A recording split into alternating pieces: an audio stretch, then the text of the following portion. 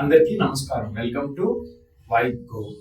Thailand వెళ్ళాలనుకున్నప్పుడు మనం చక్కగా ఎయిర్ టికెట్ ఒకటి బుక్ చేసుకుంటాం, హోటల్ బుక్ చేసుకుంటామని వెళ్ళిపోతాం.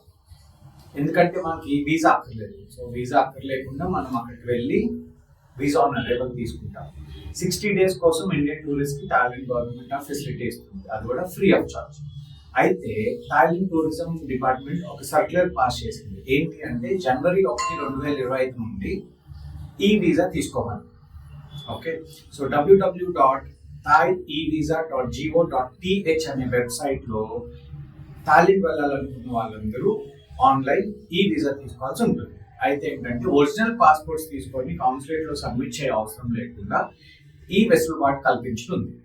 అయితే ఈ సర్క్యులర్ పాస్ చేసినప్పుడు ఒక క్లాస్ మెన్షన్ చేసింది. ఏంటి అంటే ఎవరైతే ఇండియన్ టూరిస్ట్ 60 days లోపల వరకు టూరిజం పర్పస్ మీద ట్రావెల్ చేస్తున్నారో వాళ్ళకి ఫర్దర్ నోటీస్ ప్రకారం వీసా ఆన్ అరైవల్ ఫెసిలిటీ ఏదైతే ఉందో అది కూడా ఫ్రీ ఆఫ్ చార్జ్, అది అలానే కంటిన్యూ చేస్తుంది.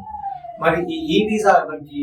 మోర్ దెన్ 60 days ఉన్న వాళ్ళందరికీ, అది కూడా బిజినెస్ వీసా అంటే tourism purpose more than 60 days travel చేయాలనుకున్న వాళ్ళు, అట్లానే బిజినెస్ వీసా కోసం వెళ్ళాలనుకున్న వాళ్ళకి ఈ వీసా ఫెసిలిటీ అనమాట. అంటే ఒరిజినల్ పాస్పోర్ట్ అవసరం లేకుండా ఈ వీసా తీసుకొని కన్వీనియంట్ గా టూరిస్ట్ కి ఆర్ థాయిలాండ్ వెళ్ళాలనుకున్న విజిటర్స్ కి వెసులుబాటు కల్పించడం కోసం, వీసా ప్రాసెస్ ని ఈజీ చేయడం కోసం ఈ వీసా ఫెసిలిటీ తీసుకొస్తుంది అనమాట. అయితే ఏంటంటే దీని మీద అంటే ఇప్పుడు 60 days లోపల కూడా ఇండియన్ టూరిస్ట్ ఒకవేళ టూరిజం పర్పస్ మీద ట్రావెల్ చేయాలనుకుంటే వాళ్ళకి ఈ వీసా తీసుకోవాలా లేదా, అంటే ఈ వీసాతో లింకప్ చేస్తుందా, తర్వాత టూరిజం ఫీజ్ అంటే వీసా ఫీజు మళ్ళీ ఛార్జ్ చేయకుండా, వీటి మీద ఇంకా స్పష్టత రావాల్సి ఉంది.